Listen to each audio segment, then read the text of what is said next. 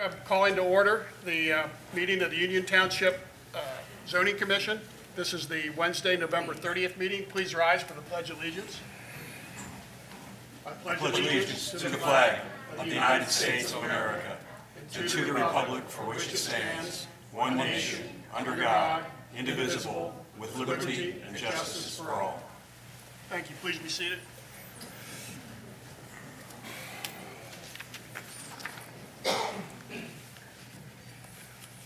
Do you want to call roll, Mr. McCormick? Do we have just announce who's here? Mr.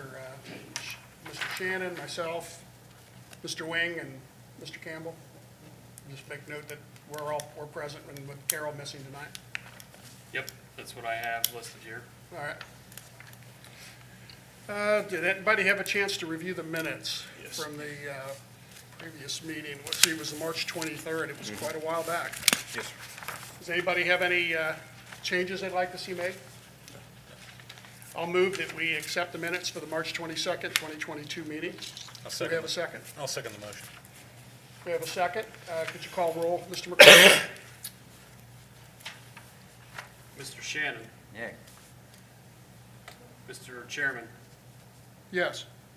Mr. Campbell, Yes. Mr. Wing, Yes.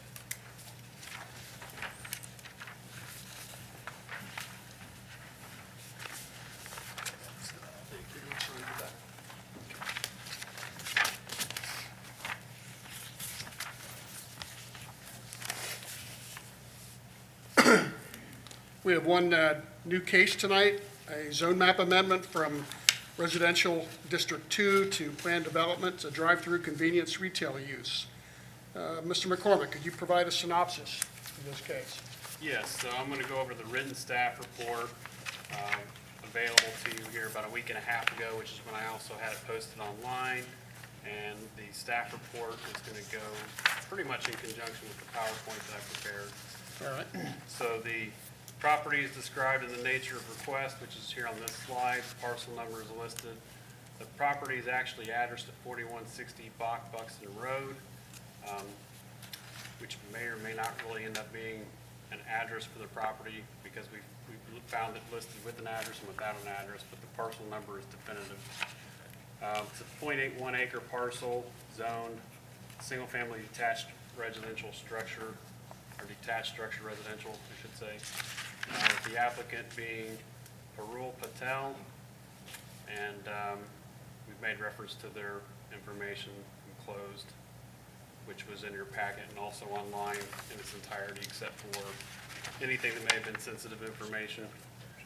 So the subject property is owned by Jack Gray, trustee, located here, highlighted in this slide, off Buxton Road, about 185 feet south of the intersection with Valleywood Drive, which is the closest intersection, unless you're counting Neighborhood Drive, which is where Otterbein is.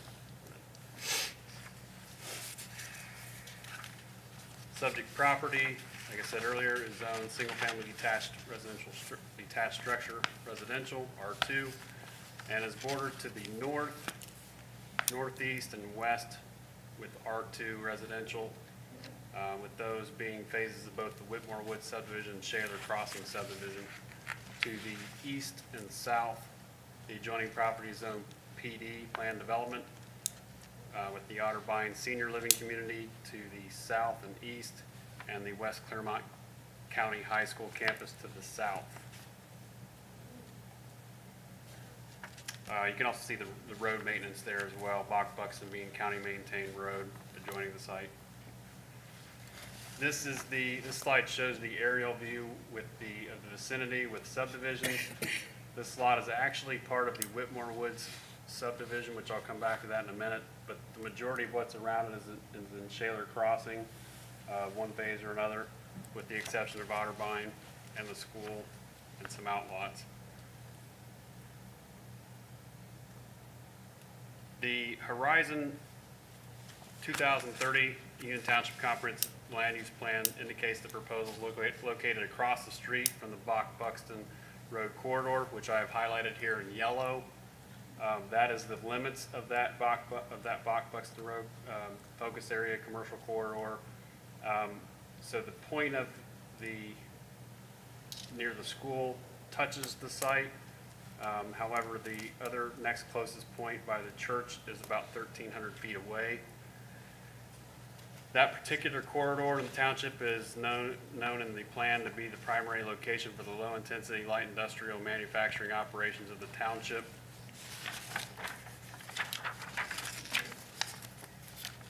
There are two other, or there's at least one other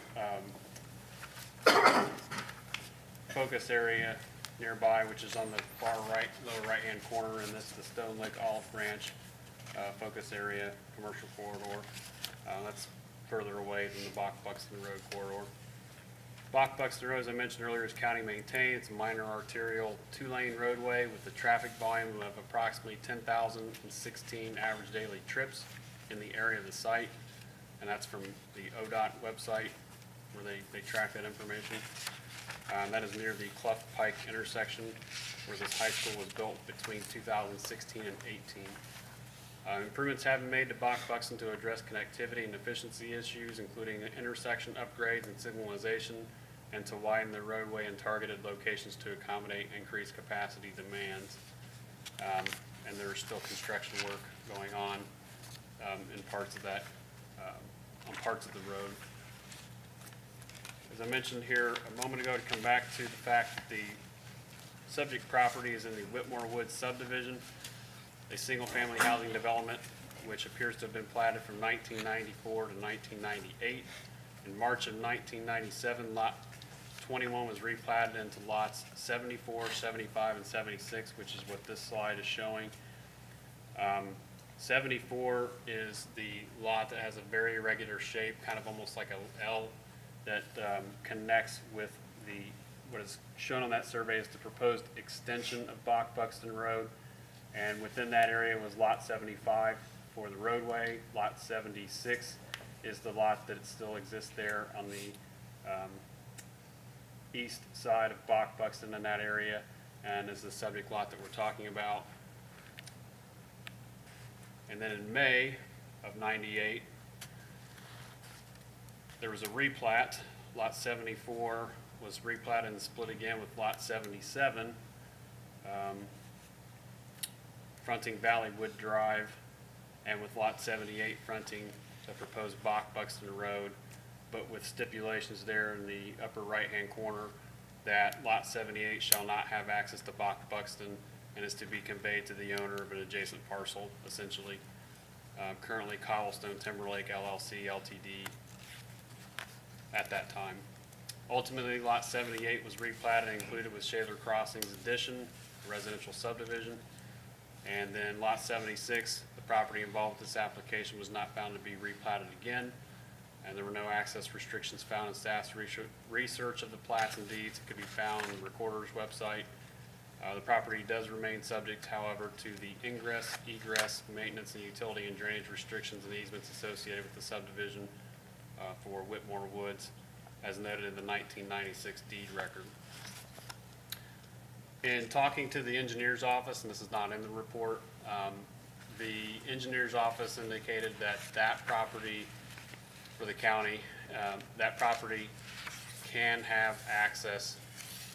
It's just a matter of, it's dependent upon what that access would look like depending on the use.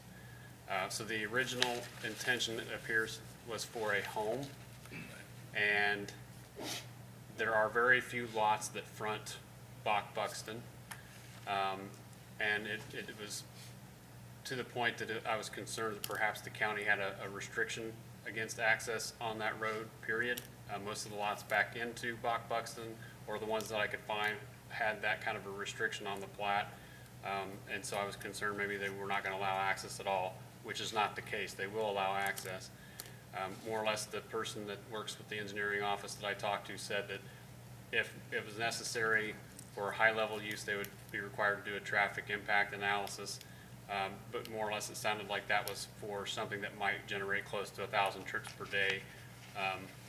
Even though that wasn't the hard number given, they gave me the number of homes that would be a threshold, which was around 100. 100 homes is typically single family going to generate 1,000 trips, 10 trips a day per house.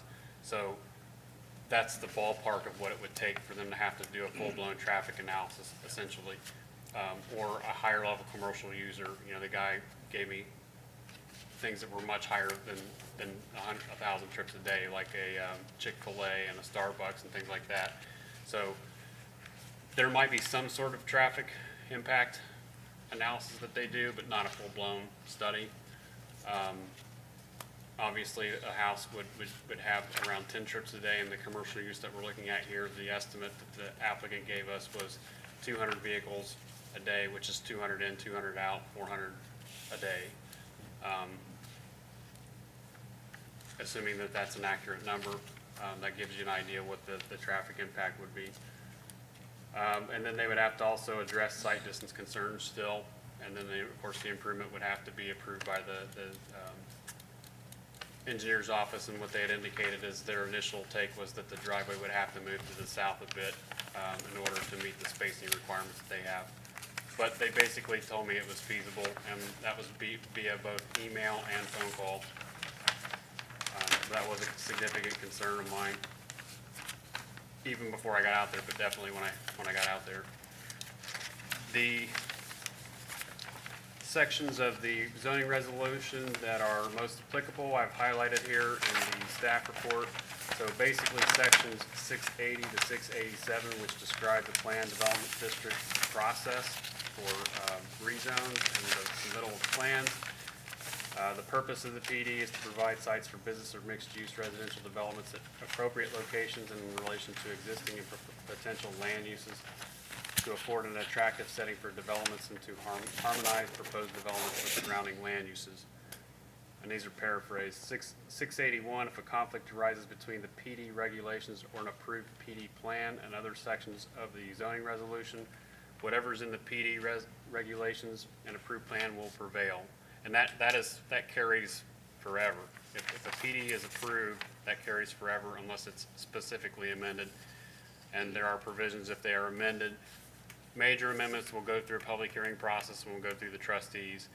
If the PD would get approved and become expired, it would conceivably go through both boards all over again if it's beyond the expiration period. I didn't put that one in the slides, but that is here, I think. Actually, I might have cut that one out, though. I didn't put all the provisions of the PD in there so that the report wasn't so lengthy, but it is, I think, section 685 and 686 where you find the expiration procedures. Section 682, any land use in the PD shall be consistent with the use design details contained in the approved PD for that property and any conditions of approval. Other applicable regulations for this resolution, such as nuisance regulations, also apply. And then pursuant to an approved plan, allowed uses in the PD district may include those stated in the B1 and M1 districts or substantially similar uses as determined by the Zoning Commission and Board of Trustees. So the proposed use is really more in line with what you would see in a B1 area as far as the use and how that corresponds to section 682. Section 683, the property owner may submit an application for zone change to PD to the Union Township Planning and Zoning Department and in accordance with Ohio Revised Code, Chapter 519. Section 684 more or less articulates the PD requirements and cross-references Section 1131, which is the site plan review portion of the zoning resolution. There are some specific items that need to be included, and some of these are mentioned here, and some of those are spilled over on the written staff report, and there are also supplemental provisions in section 687, and those, again, do not really necessarily include what's enumerated in section 1131 of Article 11 of the zoning resolution. I'll come back to this because at the end of the day, the recommended modifications, if the project were to move forward, are still pretty significant, given that we were given more of a conceptual plan and not as much of a formal plan that's complete as far as what we would normally see as more of a nearer a finished product that's. Speak up so we can all hear. Yeah, your voice isn't coming through real strong. I wonder if is your mic turned on? Yes, it is. I've never been told that I'm not. I've never been told that I'm not loud, so that's actually probably the first time I've ever heard that. But I will speak as loud as you want me to speak. And if I'm too loud, now it's your fault. So, There we go. a review of the applicant's proposal indicates that the map amendment would be a departure from the residential zoning and land use that adjoins the site to the north, the northeast, and the west. And here is the site. You can see, kind of zoomed in here, the scales in the lower left-hand corner, 60 feet. Otterbein is immediately to the south and to the east. And Shaler Crossing is really kind of all around the property. There's some outlots there to the north and to the northwest that are not part of Shaler.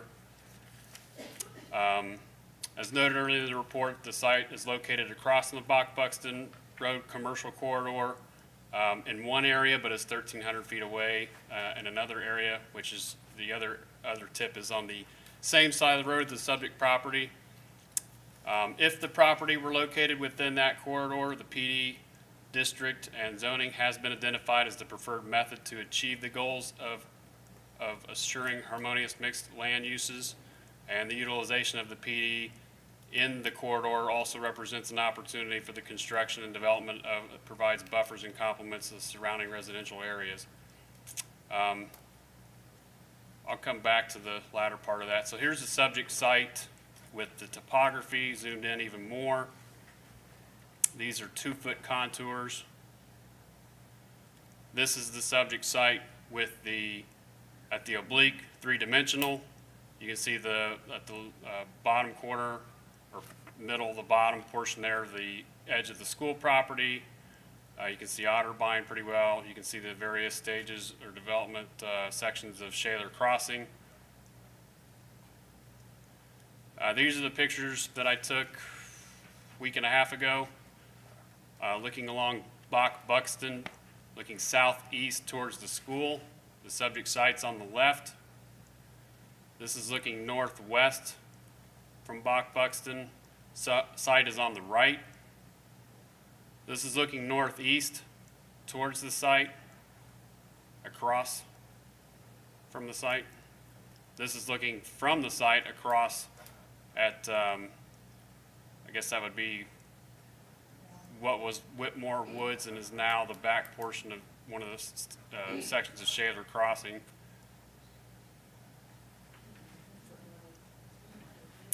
This is looking northwest to north from left to right along Buxton. This is looking northeast to southeast along Buxton. This is looking northwest from Otterbein, the sites there on the right. And this is looking at Otterbein, northeast. This is the plan that was submitted, and in the staff report, I've noted that present the current plan information is unclear, non-committal regarding the type of building that's proposed for the drive-through convenience retail use, as the pictures provided, which I'll skip to that here for a second, do not match the written descriptions that have been provided to date. So there were two pictures of buildings that were provided, and after each picture was a description of essentially how the buildings could be modified in each case to make them look more compatible in the applicant's opinion to match the neighborhood. So what I've done is I've taken the description from the preferred building type, which is this picture here, and indicated what they had listed for that preferred building type to resemble that building. I don't think the pictures really match the description. Is kind of, it makes the description is actually more helpful than the picture is, I should say. But this picture, I think, is the closest of the two that represents what they've written and what they've indicated that they've wanted to do. But it is still kind of up in the air as far as the design. There's no signage information that's been submitted. However, the applicants have indicated verbally that they would create any signage in accordance with any standards set forth by the township during a zone map amendment process. Proposed landscaping and buffer yard sites to the south and along the west frontage are also unclear and less significant at this time compared to the township standards and regulations. And staff would recommend some additional area and improvements if this project were to move forward to provide more suitable transitional areas and to mitigate potential noise and lighting and visibility concerns. So they have indicated in here where they would like to retain existing vegetation if possible, and those are on the north. Well, it would be on the top of this drawing, on the lower part of this drawing. It's kind of to the north and kind of to the south for the side yards. There are proposed, there's proposed landscaping along Buxton. There is a sign location, but other than the location, there's really no other information. There's some parking, but the parking is really intended to be just for the employees, is what we have understood. And then there's a proposed berm with some landscaping in the rear, and that was intended to buffer the residential behind from having the lights go into those homes during the months where, you know, it's winter essentially. The proposed hours were indicated upon request to be 9 a.m. to 9 p.m. And I mentioned the traffic estimate was 200 vehicles a day for 400 trips in and out. And these were things that we asked to follow up with the plan submittals. So the actions required in sections 680 to 687 of the zoning resolution, the zoning commission's role in the process is to either enter a motion to recommend approval with some modifications, or recommend denial of the applicant's request to rezone the property unless you're deadlocked. And basically at that point, you're forwarding essentially no recommendation.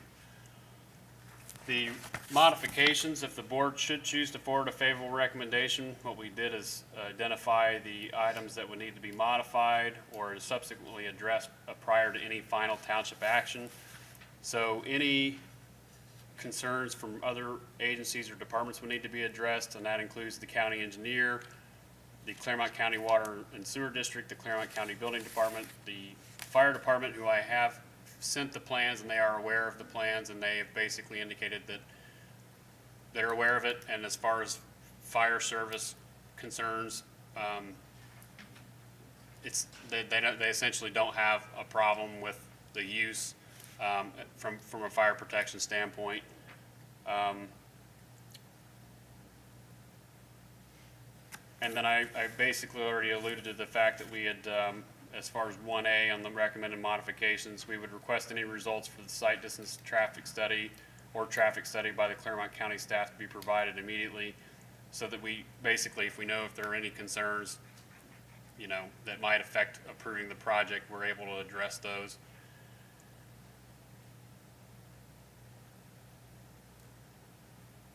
And when I had written the report, I had not talked to the engineer's office, so some of these things in here, they're towards the end. You know, again, I have sort of been addressed since I wrote the report.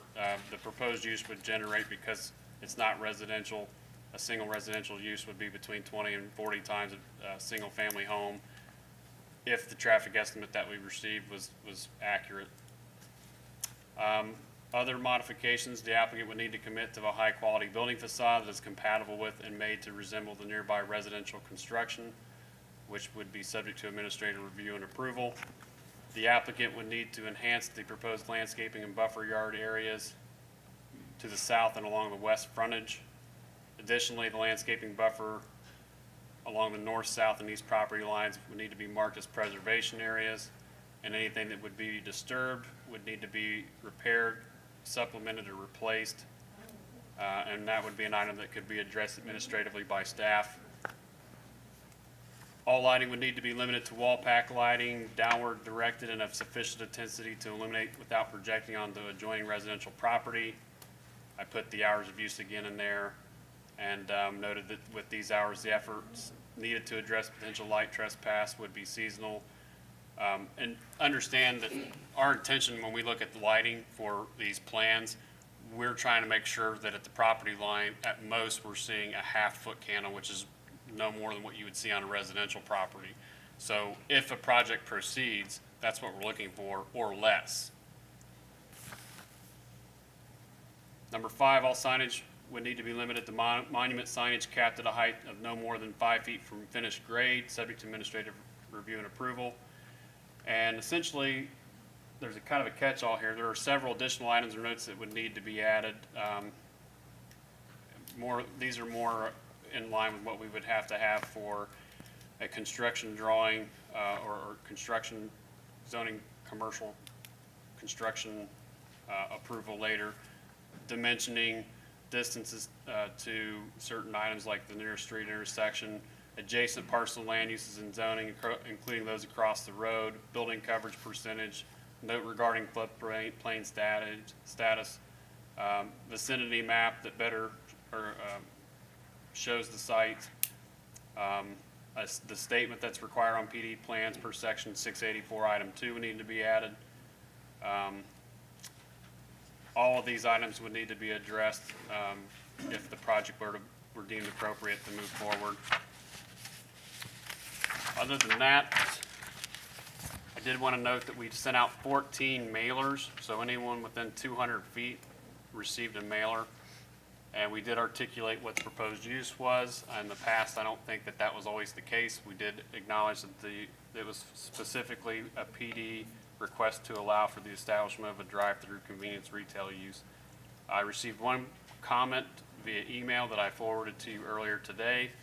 I did talk to one person on the phone. I know the staff talked to some other people, but I did not receive anything else that I could forward you specifically. All right, thank you, Mr. McCormick. Thank you. Is the applicant or the applicant's representative here to speak for the case? Could you please step forward and identify yourself? My name is Harry Everly, and I live in Anderson Township. I'm the realtor that represents them, the buyer. They have the Clermont County beverage, which is on Old State Route 74, Cincinnati, Davie, Pipe, whatever you want to call it. It's catty corner from the new Casey's super gas station and convenience store, and just a block west of the old Kroger store. And the buyers would like to open up another one in the area, similar to what we got proposed here.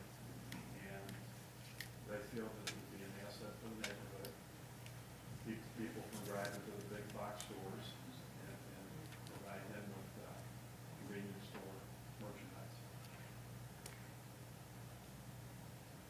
Is that all that you have to present? Well, I think Mark pretty much. Okay, I agree. said I've got a few questions. As you look at this property, it is completely surrounded by residential. Even the Otterbein is a residential plan development. And the application, it's noted that it would conform with the adjacent property known as Otterbein because it's zone PD, but it's a residential plan development. What's being proposed here is a commercial development completely surrounded by residential units. I'm curious how the decision was arrived at to put that type of a business inside a nest of residential properties. because a convenience store thrives in a residential area because Well, of the rooftops. But you don't typically see a convenience store in a subdivision or in a grouping of homes. I'm just curious. It's residential all the way around, and to ask for a residential lot to be converted to something where a business can operate is unusual. And I'm just wanted to make sure I understood that. When I Excuse talked me, with Mark could you before- stand? Could you come up to the podium? Podium for the microphone for the record, please. Thank you. When I first talked with Mark, he said that the only thing we could possibly do is convert it to PD zoning, which is planned development. And there's two types of plan development. There's residential plan development and there's I understand. business plan development. This is a business or a commercial endeavor, not a residential. I understand, and we discussed that, and so he said, this is what you have to do, get this stuff ready for the board. I had Carl Hartman help me, he was the one that prepared this document. And I certainly understand that, West Clermont School, that's zone plan development, and the Audubon's plan development. But again, Yeah, I Audubon is understand. residential plan I- development, I- not commercial I plan development. understand. All right. And I'm surprised that Carl Hartman was involved, because I don't believe we've ever reviewed a case with so much technical information missing from the requirements that we state are necessary for a plan development. I think I have a better picture of how things were derived. I don't have any other questions. Does anyone else on the board have any other questions? Nothing? No? All right, thank you very much, Mr. Everly. You're, All right, we will now open is there anyone else here to speak for the case? Now, we will open the meeting up to those wishing to speak against the case.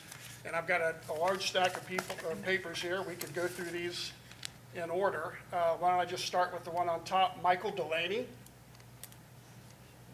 Or Michelle, is it Michelle Delaney? I'm sorry, Michelle Delaney? You're fine. Hi, I'm Michelle Delaney. I live at 1138 Creekstone Drive. I'm here not only as a resident, but also as a member of the West Clermont Local School Board of Education to express my concerns. First of all, I don't think, as a school board member, that it is going to be an asset to our district or to the community and the school, as the applicant has addressed, that it would be a great place for our students to go get refreshments after school. Number one, there are no sidewalks on that side of the street. Students would be walking down the sidewalks on the opposite side of the street and being forced to walk across a busy street that doesn't have a crosswalk. So that is a safety concern that I have as a Board of Education member. And also, I have a concern with increasing access to alcohol and tobacco to our students.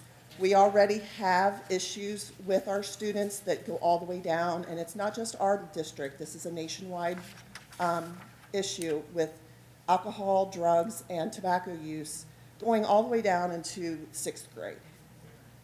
We've done extensive studies and research within the district that we are working very hard to figure out how to increase awareness and safety for our children. So I believe that is something that it would open up another door for these students to have access to something, because unfortunately we cannot guarantee that this establishment is going to follow the law and not sell to minors. Other issues that I have as a resident is the traffic situation on Bachbuxton Road is already very, very hectic. Unless it's prior to 6 a.m. in the morning or after 9 p.m. at night.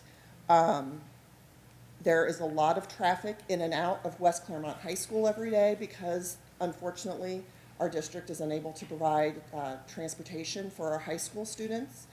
And so you have your staff of over 200 coming in every day, plus all of your car riders, plus all of your students that can drive themselves. So there is already an increased amount of traffic, plus just the normal day-to-day of our residents traveling in and out of the community to get to their workplace. On September the 29th, the West Clermont Local School District, in conjunction with our Citizens Action Committee, we contracted the Kleininger Group to do a traffic study because one of our goals was to improve our middle school experience for our students and staff by proposing a time change. And one of the obligations that we did was to inquire about if we adjusted our start time at the middle school from 7 a.m. to possibly later, which is a better start time for the students academically and for our staff, how it would impact our community in our traffic. The study came back, and our scores ranged from D and E, which, according to that summary, and I can give you this document, it was in our public presentation at our October board meeting, E is borderline, and D is the lowest level of acceptable.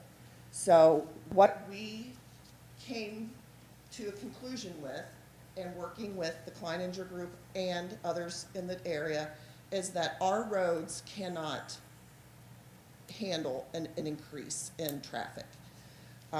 So I just wanted to supply this to you as well. Otherwise, that's all I have. Thank you very much for your You're input. welcome. Would you like this document, Yes, the please. traffic study? It's also available on the website if you need it. All right, Thank you. thank you. I'll put this with you.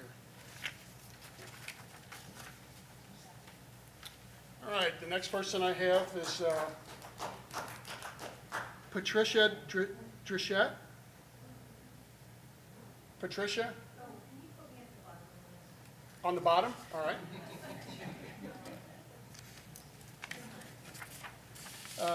Lisa Baker.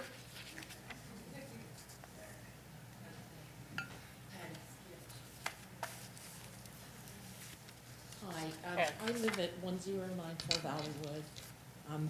My concerns about it is you cannot do turning lanes. There's not enough room for turning lanes on either side. There's already, the people that go up and down Buxton do not obey the speed limit. It's very, they go faster than they should. And we're a cut through from Buxton over to Clough. So our concern with the neighbors would be that more people would be cutting through there to get to the grab and go, or whatever the name is gonna be called.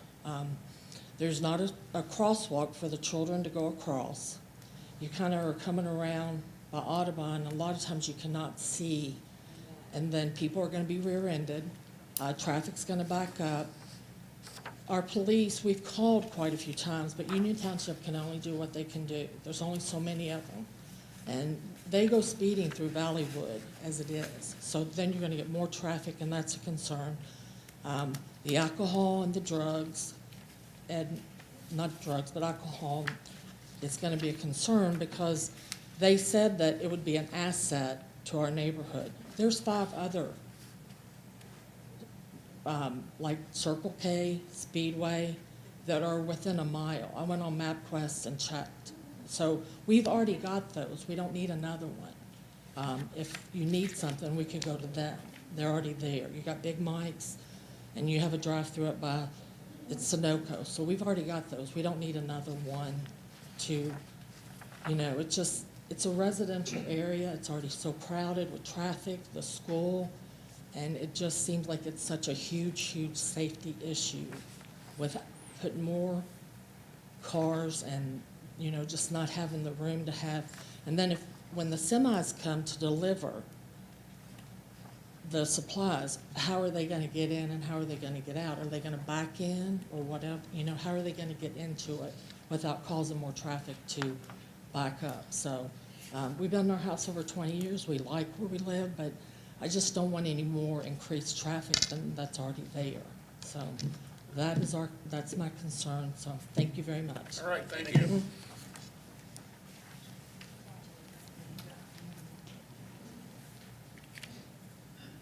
Next on the list is Susan Detour, 1087 Valleywood Lane.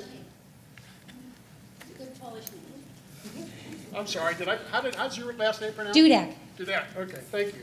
Okay. Please proceed. So, a couple of things. I live on Valleywood Drive, about a block from Buxton. So, there are several times during the day when I cannot get out of my neighborhood because of traffic. So it is very bad already, and the thought that a convenience store would be feeding more traffic in is crazy. And the fact that I would want to go to the end of my neighborhood and see a big liquor sign at the end of it. Nobody wants that in their neighborhood. It's unfortunate that these mailers were only sent out to people within 200 feet because there's nobody there within 200 feet.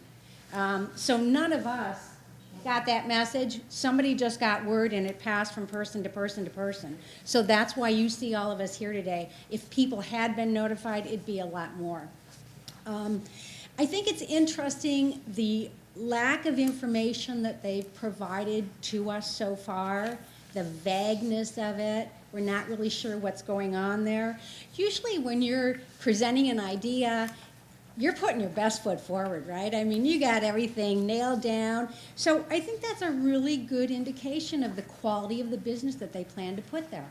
And that's of concern to me as well. It looks like the building is going to have to be built very close to the street as opposed to, you know, there's a lot of the lot that it's unbuildable probably because of the rolling hills or whatever. And in their picture, it looks like it's on the front half. So there's not enough room if cars get backed up. They're Yeah, going to they're back showing it 60 feet from the street, 60 feet from the street? The building itself? the building itself. Okay, so that's how many cars? Oh, it's, 60-foot long. yeah, and the building is 60 foot long, and Okay, it's so 60 feet 120. from the street, but, yeah. Well, Sure, please so proceed. if in fact they have the business they expect, that's going to back out onto Buxton, right? I mean, there's no other place to go, which is just going to congest it further. So I am so, again, I've never come to a meeting before. I'm only here because of this issue. I do not want to go out of the end of my street and see a big liquor sign. Thank you. All right, thank you. All right, please maintain order and quiet. All right, next on the list, I'm having a terrible time with these names. Michelle Outnum, 1121 Forest Run Drive. Or Michael, I'm sorry. Love my chicken scratch. Hello, everybody. I'm Michael Outridge. I live at 1121 Forest Run Drive. I have concerns with this development. I appreciate the point that you made, Eric, about the lot in terms of the PD, it being commercial use. To me, it doesn't conform at all. Every single other carryout or convenience store in Union Township is Zone B1, and that's for a good reason. If this lot was rezoned B1 instead of PD, yeah, the Union Township zoning code requires 100-foot width away from residential uses, which would make this site completely useless. You wouldn't be able to do that, which is why it's going for PD. It only takes 4 seconds from one end of the lot to the other, if you're going the speed limit on Buxton, to be out of the site. If you're going the school zone speed limit of 25, or sorry, I misspoke. If you're going, it's 25, if you're going 25 miles an hour, it takes you 4 seconds to get from one end of the lot to the end. And if you're going the speed limit of 45 miles an hour, it only takes 2. So you blink, and you're already past the site. And so without an adequate turn lane on the side, in order to get folks in there, people are going to have to brake and slow down, and that's going to back up traffic even more. Yeah, so it's not a conforming use to me. There's a lot of added traffic, a lot of added noise and delay. And yeah, those are and the safety concerns, which multiple people have already discussed, I agree with those as well.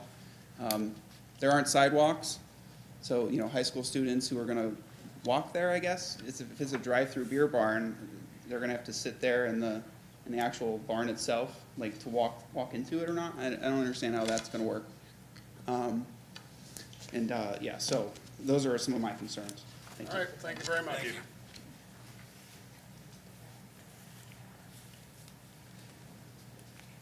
Mr. Chadwick Adams at 1111 Forest Run Drive.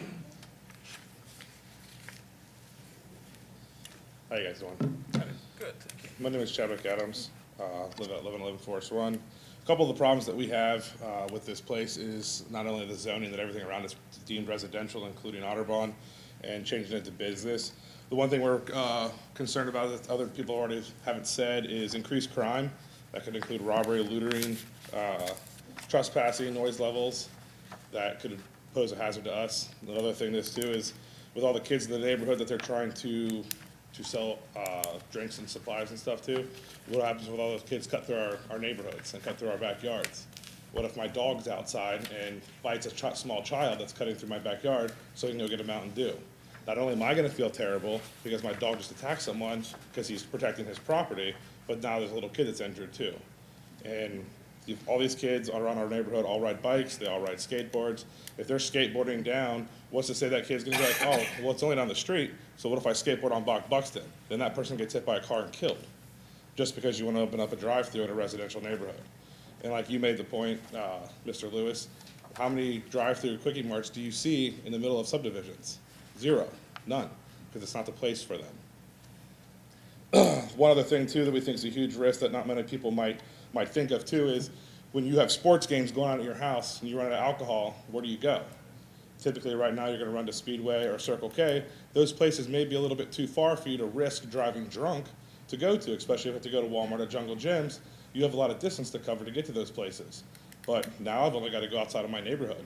I make one turn now to get to the Quickie Mart, which is 500 feet down the street, and now I'm on the public road drunk, not to mention potentially driving through the neighborhood at that time too, and potentially hitting a kid that's walking down the street because I want to go get beer that's so close to the school.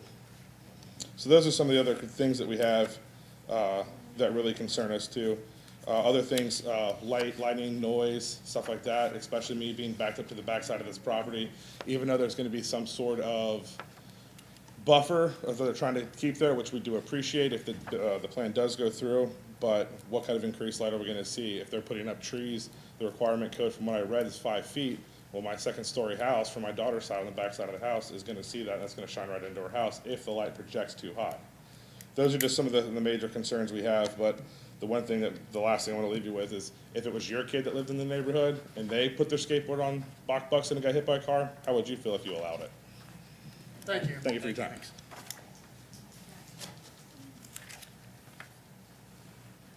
Robert Howe, 1112 Forest Run Drive.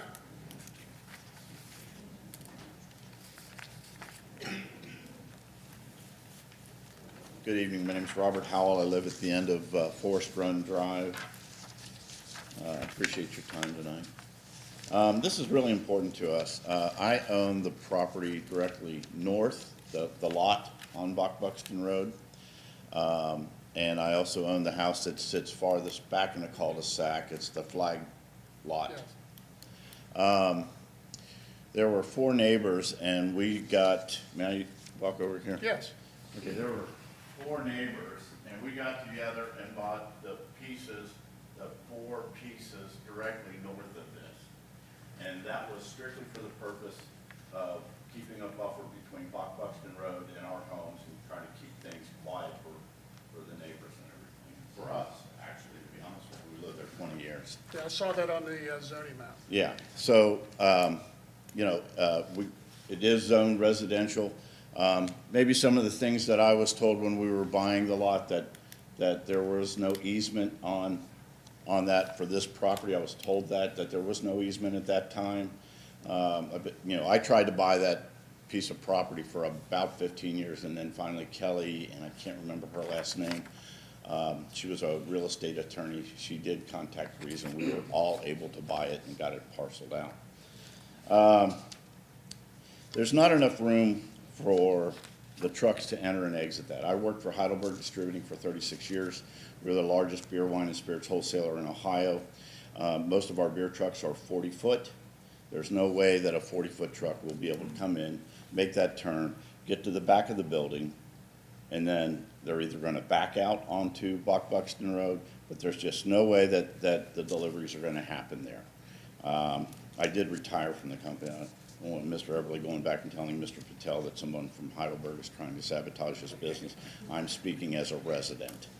But that being said, safety is our main concern. Most of the neighbors, that's our main concern. There are no sidewalks. One of the things that Mr. Patel put on here was that it would be a convenience for our children. They're either going to cut through our yards to get through and then cut through the woods, or they're going to come out Sparrowwood and then walk down the street, which 45-mile-an-hour road, no sidewalks, kids on bikes, and then once they get to a drive-through, a beer drive-through is a beer drive-through. So you've got cars coming in. If you've got little children on bicycles in that parking lot, or beer trucks, pop trucks backing in. How are they gonna see these kids? So they want the kids to come, and sure, if I was a retailer, I'd want them to come too, but that being said, it's not a safe, it's not a convenience store. It's a beer, wine, spirits, smokes, pop. And when you were taking your pictures, did you notice the litter along Buxton Road? I was more concerned about traffic, to be honest with you. You probably were. And again, our main point, most of the neighbors, the kids from the high school, if they do come over to get a soda, they're not gonna cross at Sparrowwood. They're gonna walk down directly in front of the place, they're gonna cross. I appreciate your pictures, but when you do drive from Sparrowwood north, there is a slope, and you really can't see that piece of property on the right, and you're up on it before you know it. So if somebody knows that there's a beer drive-through there, they're gonna all of a sudden hit their brakes, then you're gonna have an accident. You're gonna have accidents from people trying to pull out and turn left, which would be, what, southbound? And that's a concern. I think there'll be a lot more accidents. When, the other thing that I noticed, and I apologize, I don't wanna take up too much time. They're saying 9 a.m. to 9 p.m. I've been in this business my whole life. Nobody opens a retail store, a beer drive-through store like that from 9 a.m. to 9 p.m. I'm sorry, they're open later than that.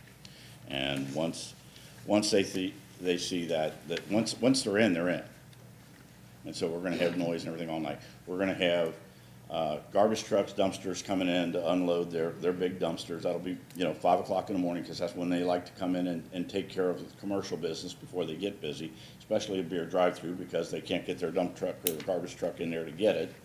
So that, I laughed when I saw that they were only gonna be open from 9 a.m. to 9 p.m. You don't put that kind of money into something to restrict your own hours. I noticed on the one copy of the deed, it says, the premises are subject to the following restrictions. Only one single-family residence may be constructed thereon. So they knew going in, when they were looking at this property, that this is a residential neighborhood. And why they want to put, and then the trucks and the fumes next to the people that are trying to, Otterbine's a rehab facility. Most of the seniors have gotten sick, broken hip, whatever, they're rehabbing, and you're gonna have diesel trucks idling right next door to that. That's not acceptable. That's not good care. That's not being a good steward.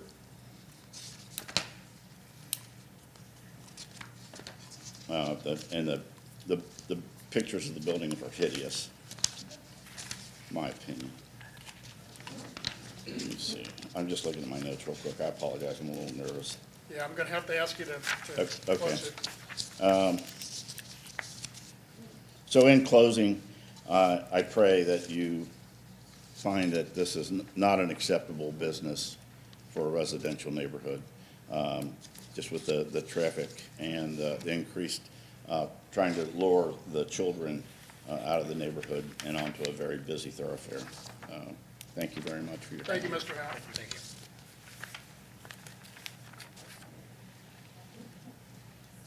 Oh, Mr. Everly, I've got yours here, so you're not gonna speak anymore. The last one, Patricia, this is you're finally up. And you're at 1083 Valleywood Drive? Yeah.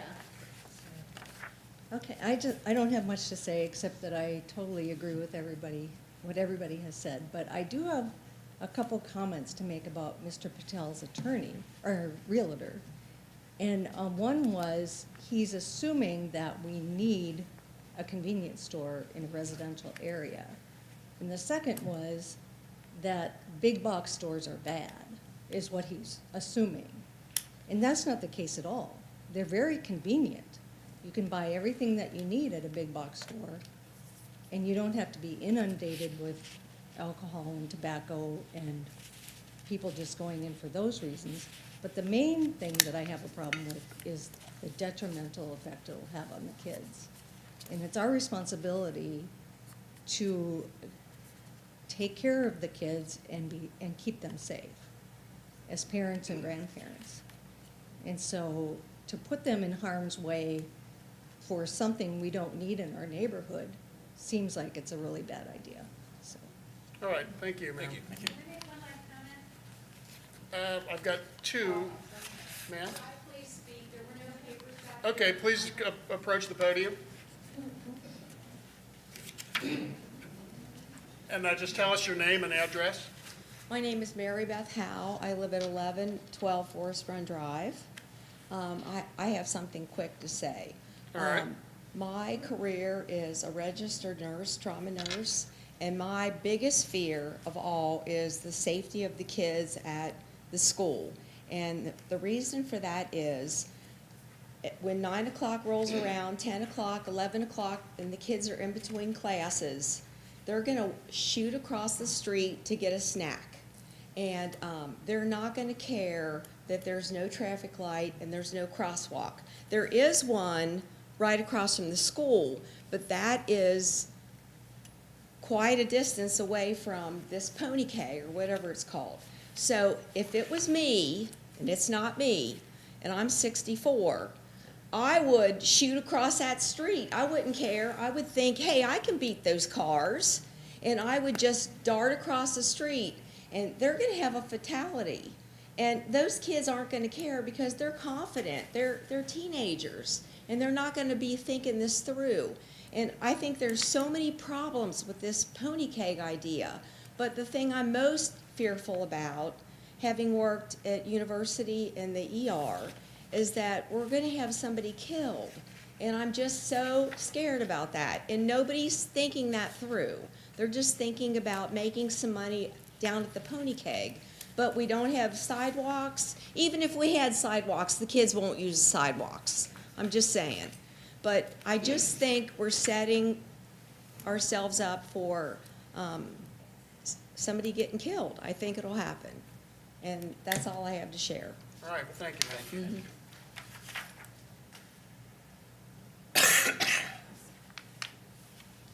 Yes, one more, and then this will be it.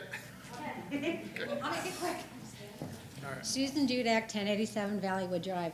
I would just ask when you're considering this, if you would like to drive out of your neighborhood and see a big liquor sign at the end of your block. Okay. Thank you. Thank you. Thank you.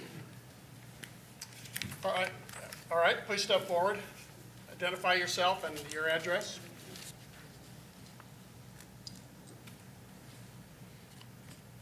Thank you. Jeff Kmetten, I'm here to represent Otterbein. So basically, at the end of the day, we believe that this is zoned correctly as a residential area. Yes. And we do not believe that the intended use or even changing the zoning makes any sense due to the surrounding area and the use that we provide there, as well as all these residents. So we are not in favor of a zoning change. All right, thank you. Thank you.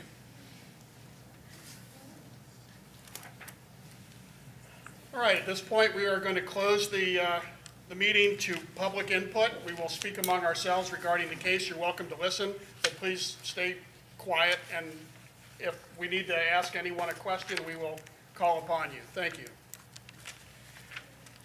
Is anyone in favor of this moving forward? No. In favor? All right, that's pretty straightforward. And I agree with you. I'm willing to formulate a motion to recommend denial of this case, and we need to discuss the rationale, and we need to be cautious. The technical shortcomings of this are greater than anything we've ever seen, but we don't even need to get to the technical discussion because the application is inappropriate for the location. This is a residential zone. It's surrounded by a residential PD on one side, but R2 everywhere else around across the street, and diagonally the school, and quite frankly, the health, safety, and welfare concerns from the school are valid. I didn't initially consider that when I was reviewing the case, but I think that's valid. So I would like to include, I've got some notes. Here we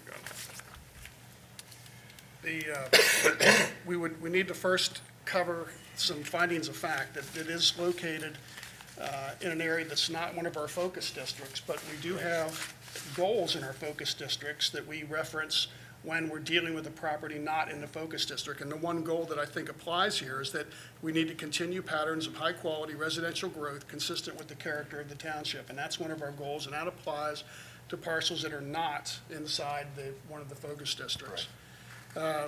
We need to iterate the subject parcel surrounded by residential lots, mostly zoned R2, but except with the exception of the Otterbein, which is a residential plan development, and then the school, which is a plan development.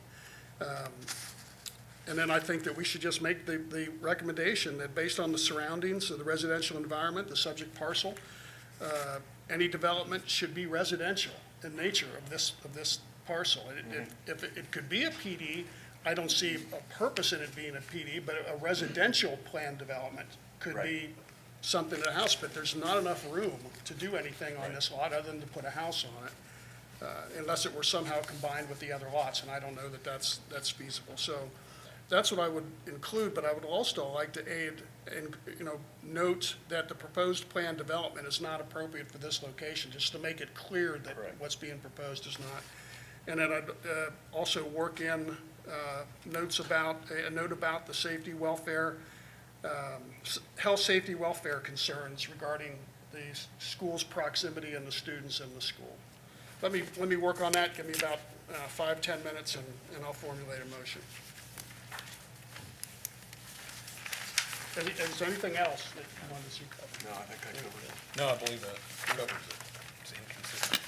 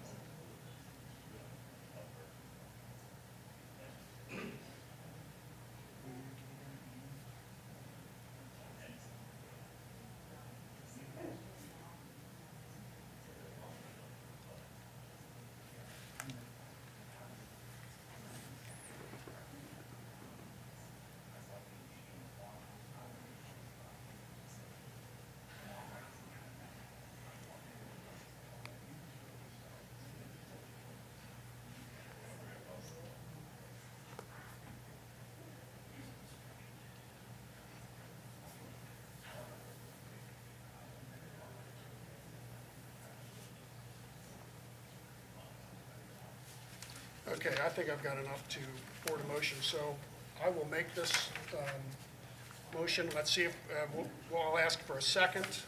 If we get a second, then we'll step back. We'll go over everything that was in the motion and see if anyone has any modifications they'd like to have.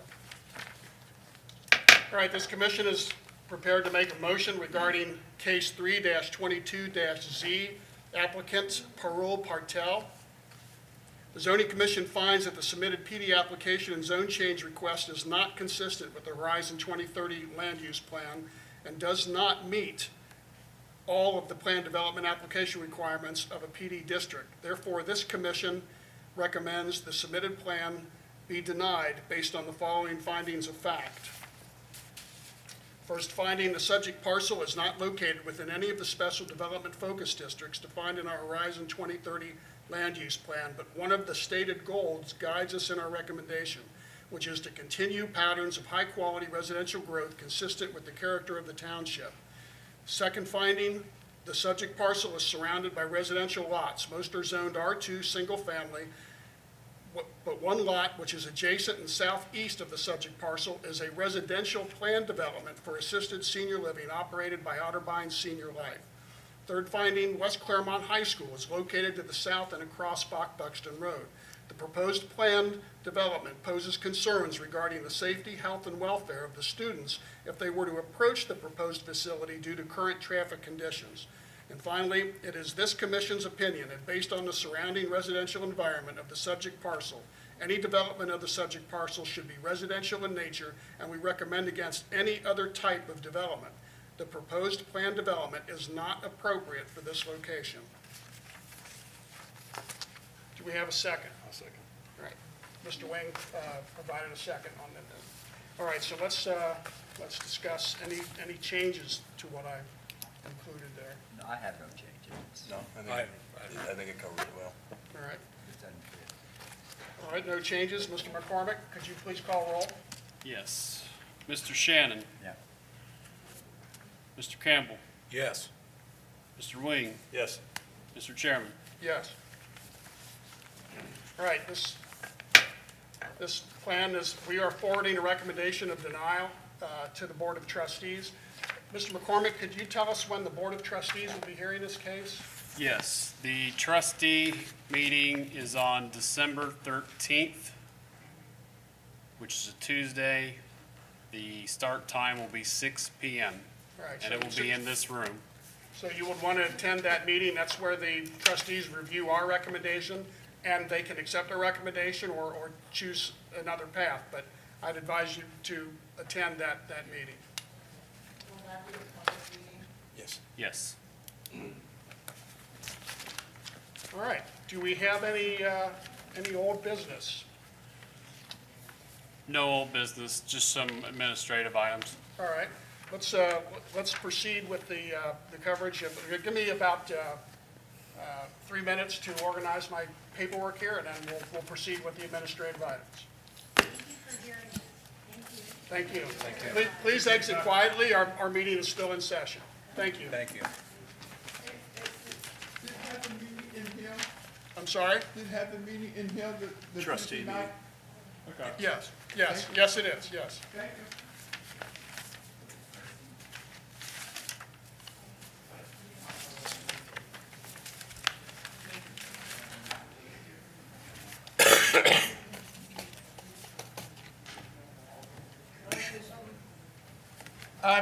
All right. Get some damn microphones. I'm sorry? What people are saying. Get some microphones in this building. Okay. All right. Beautiful building, you got no, you can hear. We do. I just think No, that, you don't. we've got microphones. Everyone's, yeah, we've got some. They're all right here, Sir, but watch your language. And you guys were all sitting in the back, too. You can't hear if you're in the back. All these seats were... Causing a problem? No, but it's uncalled for. You can say what you want to say without saying it that way. And if you wanted to hear us, there were 3 empty rows. all right, these are the list of the people that spoke tonight. And you typically keep those as a record. All right, thank you.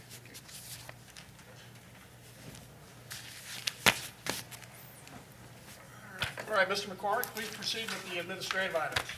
Okay. So, I had met 2 of you before tonight, and I had not met 2 of you before tonight, and had spoken with everyone by phone. So, as you know, I'm relatively still new to the township. I come from Dearborn County, Indiana, where I served there as director for 16 and a half years.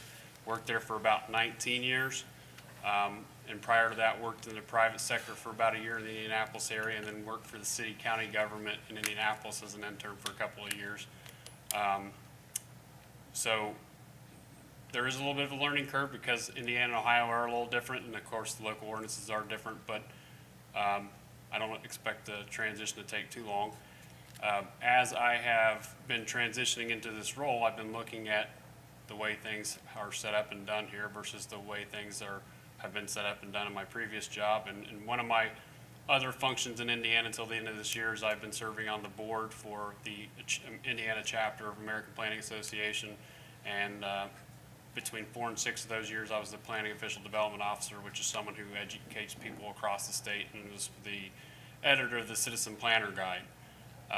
And so very familiar with the work that I did in my job and also in that professional organization with how ordinances are set up, understanding there are differences in Ohio. And one of the things that I've started to do is kind of make a list of things that I think we may want to talk about in terms of the zoning resolution, in terms of maybe projects, in terms of potential priorities. So I've been making a list, and really for myself, it's to make a list to have a conversation with people, see if they're in agreement. Because like any job, I've worked with in the county, my previous job at the county, I started there as just the unincorporated area. We ended up getting contracts working with a city and 3 towns eventually. So we were serving almost the entire county by the time I left. And each community has a different perspective. And some communities are in agreement, with what you might think needs to be done. And some say, you know what, we agree with some of these things, but not all of these things. So the purpose of me putting together a list is to say, let's have a discussion about these items. I've also had a staff meeting where I've basically asked them to do the same thing, and I've asked them to go through the same exercise, and let's all have like a running list, and that's what I'm going to ask you guys to do. I shared with Eric when I met with him the working list that I had, which has only gotten bigger since I had the staff meeting. And I think that, to me, the thing that makes the most sense is to get everybody's ideas into the pot and to then start identifying the ones that are a priority and then kind of allocating the time and resources according to like what we can get done. There are some things that I think require more immediate attention, and then there are other things on the list that could be done at any given time and aren't necessarily things that need to be done soon. I'll give you some examples of things that I thought were probably more of a priority and were identified pretty quickly when I started here between my discussions with the other planner here, Craig, and the township administrator. For example, when people have changes to planned developments, they are either minor or major in scope. And the minor ones get dealt with administratively. They do not go through a public hearing process. The major changes go through a public hearing process with the trustees. They don't necessarily get revisited by the zoning commission unless there's been like an expired period. But there's nowhere in the code that indicates what is a minor or major change, or what are the major changes, at least, so that we know what some of those things are. It's all been subjective according to who's looking at it.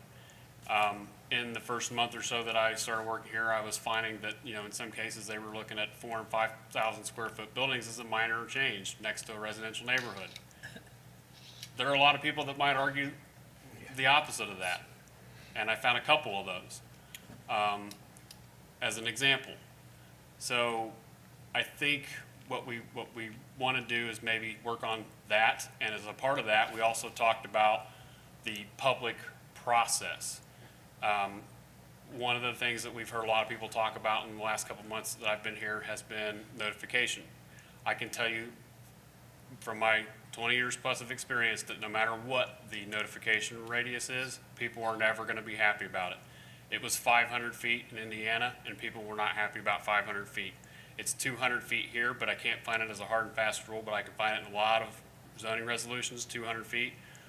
Even if we made it 500, it wouldn't make people happy. I believe ours comes from Ohio Revised Code. Yeah, I've been looking for it, and I even talked to some of my peers about it, and I can't find the 200-foot specifically referenced in the Ohio Revised Code, but I think it is in the Ohio Revised Code somewhere. I think it is too.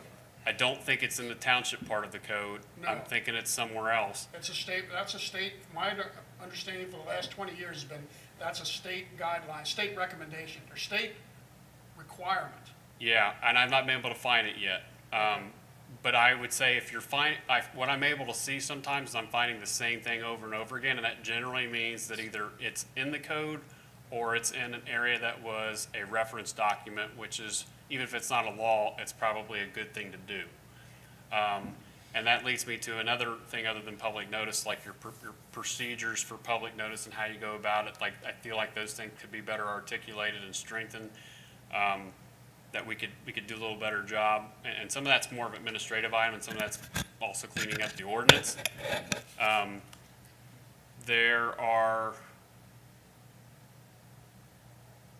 some noticing items as well in terms of what we actually put out there that I feel like we can do a better job as far as the letters, like the template letters, which I've already started to make a little bit of a change to identify like what is it that people are asking for. The first month I didn't necessarily do that because, you know, your first month you don't want to shake the boat too much, rock the boat too much when you're starting a new job. But the template that we had was so neutral. It told people there was a meeting and it told people where to go, but it didn't really explain what the nature of the request was. So that's something that we're going to work on changing, and also how we post the reports and things like that. Those are procedural things. I'm already starting to work on making some changes to those things so that, in my experience, like if the information is available, people might still complain about whatever it is as far as change in their community, because that's just the nature of people. A lot of times a lot of people don't like change, even if some people are for it. They're still fearful about it, but they're even more fearful or upset about what they don't see or what they don't know or what they feel like they're being left out of. And so we can take that element out of the equation. We can have it posted on the website the same time you guys are getting it. And in fact, what you're going to see in the future, unless you're objectionable to it, is when I put the report together and I email it to you, I'm also, if you're okay with it, going to send the link that it shows that it's already online. And that's what I've learned to do in my past practice, and most people have been very favorable to it because that way everybody gets it at the same time. And then if it's updated, I'll send you the updated link, and it will get updated at the same time on the website. And I was shown here yesterday how to do all that myself, because in the past I've been able to manage the website portion myself as far as our stuff. But what I'm curious to know is what you think needs to be addressed as far as the zoning resolution. If there are projects you can think of that whether they're in the community or maybe they're something that you would say is affiliated with the board. You know, one project a lot of people might think of as, hey, it's about time for us to consider updating our comprehensive plan. And as I have told some of you earlier, you know, the comprehensive plan, what we have here is very different than what I've ever seen anywhere else, and it's not unique to just Ohio. I've just never seen a plan done the way it was done here. There are things that were done in a good way, and there were things that I'm really baffled about as far as like why they were not showing the areas outside of the overlay, what are now the overlay areas. So in my opinion, if we were going to undertake that effort, we would address the entire township and not just focus on the focus areas. I mean, those might get more attention, but at the same time, we need to know what the plan is for everything else too.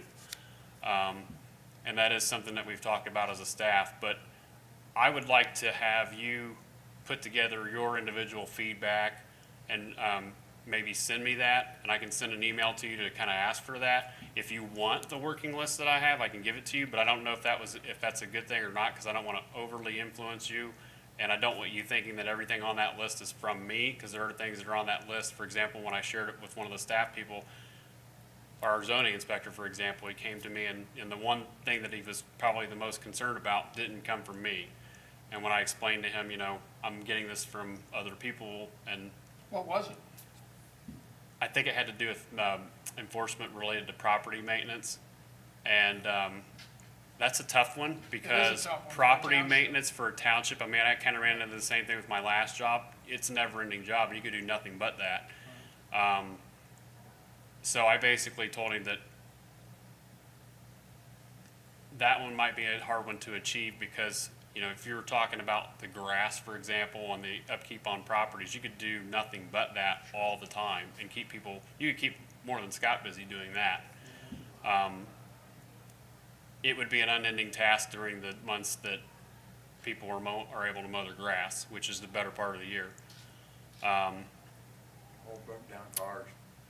Well, broke down cars are a whole different subject, and I did a lot of code enforcement as part of my previous job at Dearborn County. My initial job that I was hired to do, and then even as director, I had to take on so much of that and that's how they do it in Anderson Township.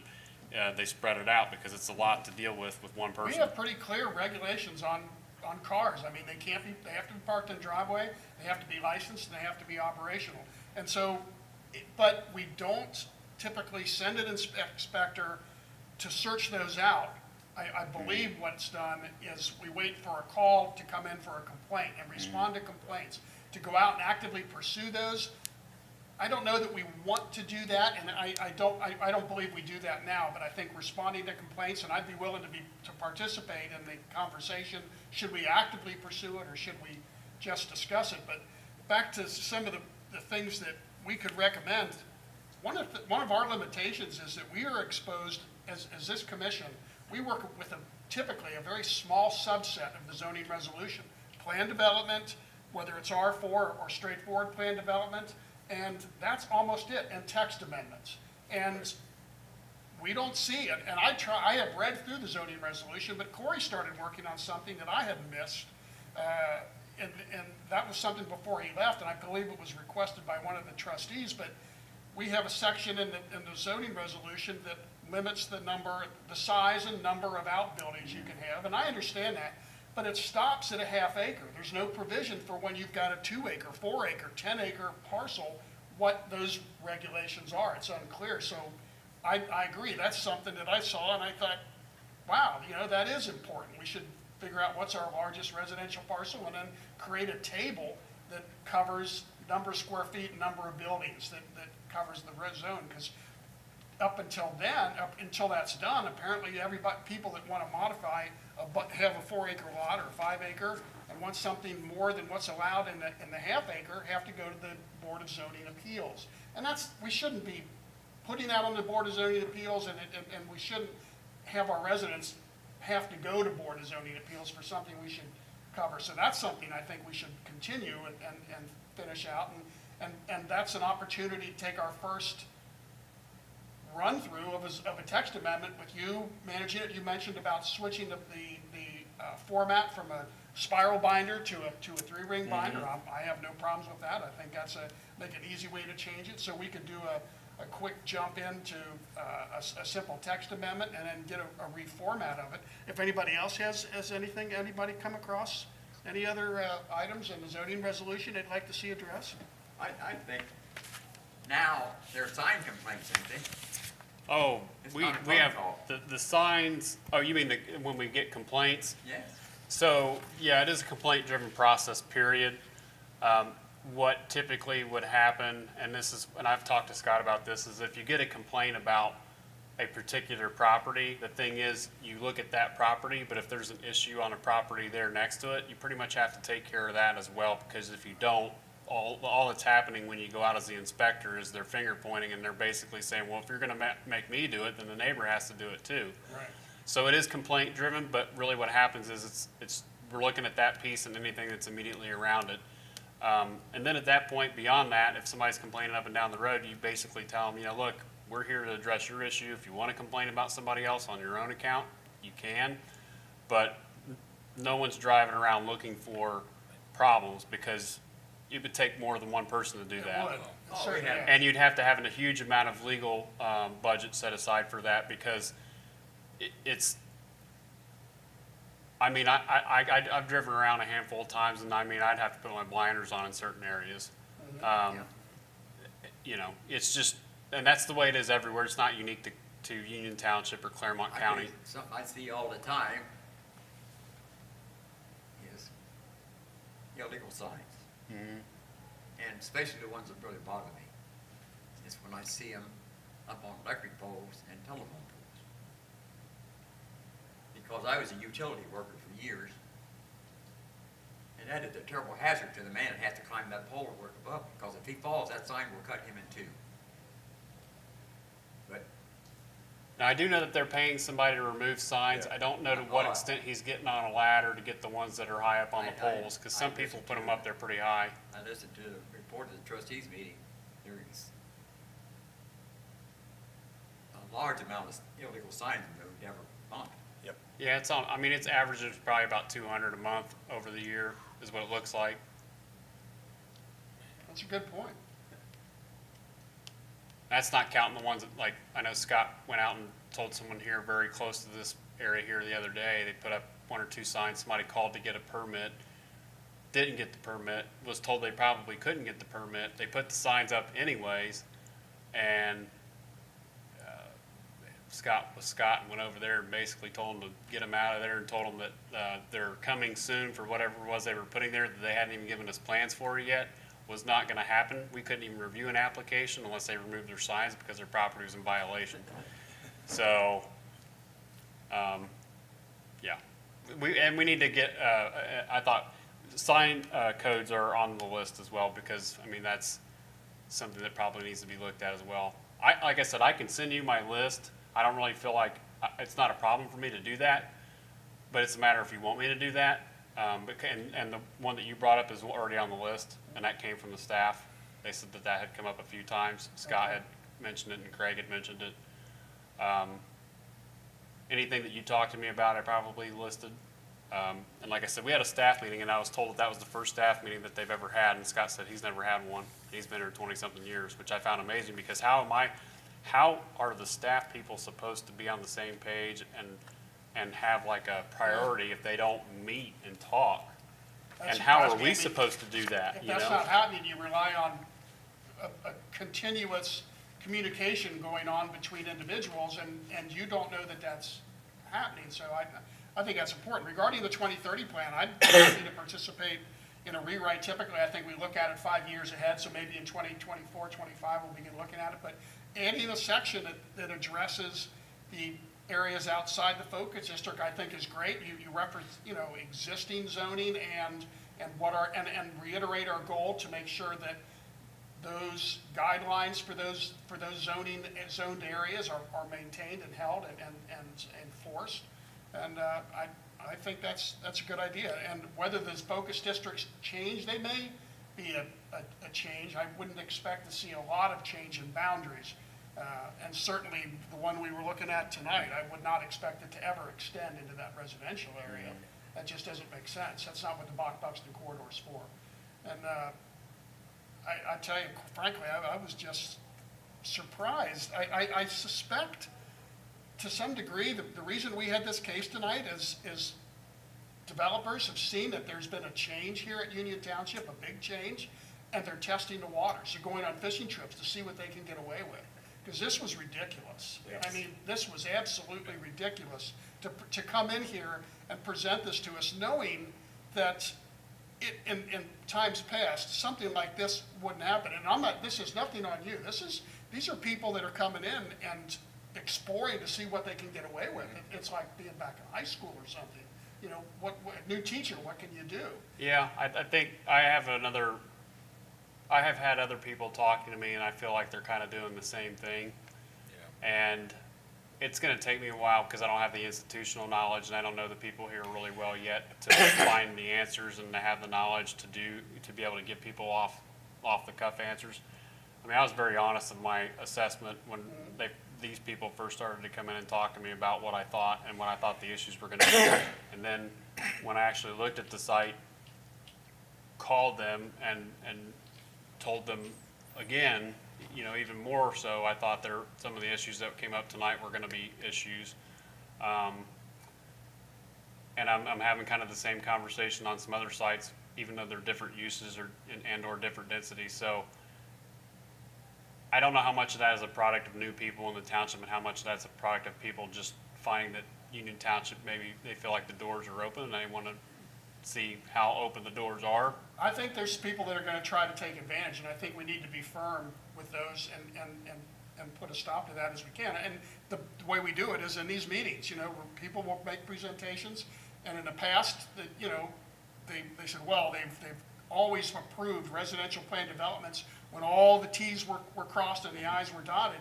Well, yes, if it's and because we've always been, you knew that you had to come in with a good plan to get approved, and now they're maybe going to start doing this. I was flabbergasted that Mr. Hartman had something to do with this. Right. Our best plans have come from Mr. Hartman, and then to have him involved in this Well, thing, actually, this is, he turned it down. well, I That's heard what he I'm was looking at. involved. He didn't He- show up, did he? His name is not on the plans, you'll Okay. notice. So he may have He- helped print a map. He was the one that contacted us initially, and then after he and I spoke, we didn't even have a pre-application meeting. We were kind of testing the waters before the pre-application meeting, and I had already met him on another case, so I had talked to him, and I've met him again today on a different case. We've worked on like 4 different things now. I've And- never seen Mr. Hartman present a bad case. I haven't either. He's a skilled engineer. I was just floored that His- he was part of this. He had a connection to one of the people involved, and at some point in time, they basically decided they did not want to move forward with him being involved with the project, and they pulled him back in at some point in time because what they were submitting was far less than what we had even in our packet, and what we have in our packet is probably attempt number 4.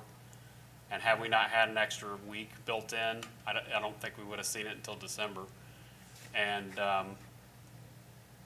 there's a reason why Mr. Hartman's full package is not included and his name is not on it and he's not here. So, I mean, I can say from talking to Mr. Hartman, normally he's 100% in and invested, and he was not 100% in and invested in this case because they really didn't retain him 100%. Was part of it. In March, did he handle the case for the same people? No, that was a different, that was that strip, being built at the intersection of, Teal Town and, Yes. and Glennis, Old 74. Old Old 74. 74 and Paul Drive. Yeah, Paul Drive, where that's been all revamped, and that was a professionally done package. I think, was that Mr. Hartman in that one? Okay, and that was well done, and that was a site that made sense for what was being presented. It's all, Yeah, but didn't he handle it for these Patels, is what I'm saying? it was Patel's, but a different set of, Different one. Oh, different Patels? different Patel. It was different Patel. You So- are correct. The last name was the same, but the first names are different on both the applicants.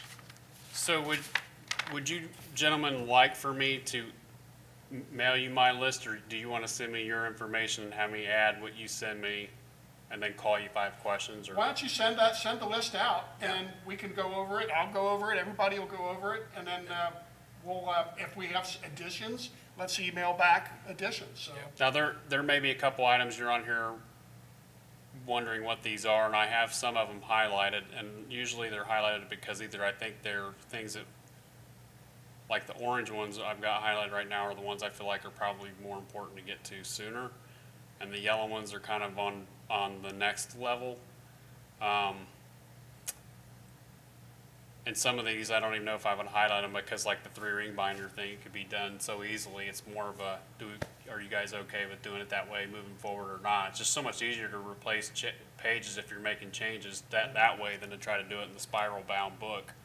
And let's be honest, the resolution's outdated in some places, and there's things that from the time I was even interviewing here, they wanted potentially for us to look into, like, for example, like a solar energy ordinance. Well, I had written one for Dearborn County, and of course I did research all over Indiana, but I did research outside of Indiana because I did research in the region, and I also did research in other areas. And so I have experience in doing a lot of research. I just need to make sure there's not any restriction on what we can do at a township level or what we can do in Ohio, but otherwise, like, I have a good template to work with, and if people want different parameters, I can say, well, okay, I'm familiar from doing research to know where to look for these things. So that's on here, and that's one of those things that was highlighted. There are some other things on here that are totally administrative. For example, like email to board members. I think Mr. Wing is the one that brought to my attention that a lot of times you guys didn't even know that you were having meetings unless you got a packet. So what I've started to try to do is email you and the Board of Zoning Appeals around the deadlines to say, hey, either we're having a case or we're not. That's an easy thing to do.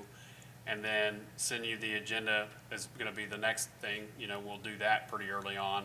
And then about 10 days ahead of time is about hopefully the minimum you're gonna get the email with the packet. You might actually get the physical copy within that week. It just depends on how many cases we have and, you know, staff's availability to get out to you guys to deliver those. But those are easy things for us to do and to take care of. And the other thing, the last thing I'll leave is the meeting schedule. Right now, these are on 3 separate pages. There's really no need for those to be on 3 separate pages. We put them all on 1 page. And the other thing that we did, other than the dates, is we put in here that the plans have to be submitted in the office 4 o'clock or earlier on deadline dates. And that's just so that people get there, so they're not showing up at the end of the day and keeping us there till 6 o'clock, because that will happen. That's what I've noticed in my other job. Sure. And it's not a very good situation. There's a security issue to consider, 1, you know, and 2, you're keeping people here late and they may have other obligations. There's a number of reasons why it's a bad idea to not have that on. And then we have a note that where all the meetings are gonna be here unless otherwise noted. If we ever had a really big meeting, we felt the space wasn't sufficient, we could always try to find a bigger venue. It does happen from time to time, probably doesn't happen a whole lot. And the other things that were on there as far as the legal ads, you guys didn't need to see those things anyways. We just put those in there internally. So we just put the deadline dates for the applicants and board members, so you kind of know when the deadlines are and the dates of the meetings. As far as your meetings, the only 2 dates that would have been moved are in November and December, and those were both moved. In November for 23, it was proposed like this week to be a week late after Thanksgiving. And then in December of next year, it would be a week earlier, so it'd be December 20th instead of the 27th. When I called everybody to talk about this kind of issue, it seemed like everybody was on board with doing that way. And because of the fact that the meetings are on Wednesdays, I don't think there was any holiday we had to work around, which is kind of nice. So unless you have an objection, we'll assume that we're good with the schedule for this Yeah, I don't board. have a problem with it. I think so. And I'll just check with the BZA, and then if the trustees, it's possible that they may, and I don't know this for sure yet because they haven't made a decision, they may have a second meeting next year, monthly. And what I was trying to advocate is that we'll be pushing to have all the zoning cases heard at the first meeting, because trying to prepare for an additional meeting is a lot, especially with the small staff. And we have a lot of things that we can be doing, a lot of projects we could be doing, a lot of things that we already need to do day to day. Trying to prepare for one more meeting is not optimal, to say the least. So if we could kind of keep in line with what's been happening this year and maybe prior, where they're targeting, you know, a meeting to have the zoning cases heard, then that would, it's not really throwing people off their timelines very much. I mean, at the most, it's two more weeks. And the process here is pretty quick, especially because the groups here don't tend to table cases. Now, I have seen that it has happened in the past, in my review of some of the cases already. In the past, they did table cases sometimes for things, and then they would schedule special meetings as needed or whatever, which I'm assuming it still happens. But it's not always a bad thing to table a request. It's just not what you want to do unless you No, I have think in to. the 22 years I've been here, it's only happened 1 time, and that was probably 20 years ago. So not since then, and it's not something we commonly do. We typically address the proposal head on, and there has to be an extenuating circumstance for a tabling to occur. That's just not something we typically do. Yeah, and typically if the applicants are putting together a good application, and that has a lot to do with staff reviewing things on our end. If we filter things before they ever go to a hearing, you know, if something is more deficient than what it was tonight, we're going to tell them no. I mean, I was very clear. I mean, I told them no the first time they came in on this application. I told them no the second time they came in on the application, and the third time they came in, the person dropping off the plans more or less identified the plan that they were giving us was still not accurate. And I said, well, why are you giving it to us then? Because this is going to be a problem. Yeah, So- we're gonna have to be prepared to take hard lines with these as they occur. I suspect this isn't the last one we're gonna see. I suspect there'll be more as people are testing the waters to see what the new administration is, will accept. And put up with. So it's gonna be on us to be firm with applicants meeting requirements and presenting plans that make sense for the region that they're, or the area that they're trying to develop it. We'll tackle it as we go. Some of the people, you know, like, for example, in this case tonight, some of what was done was really, I think, done more than any other reason out of ignorance. It wasn't that they were trying to skirt something in some cases. I feel like it was done more out of ignorance to the process and who they had managing things.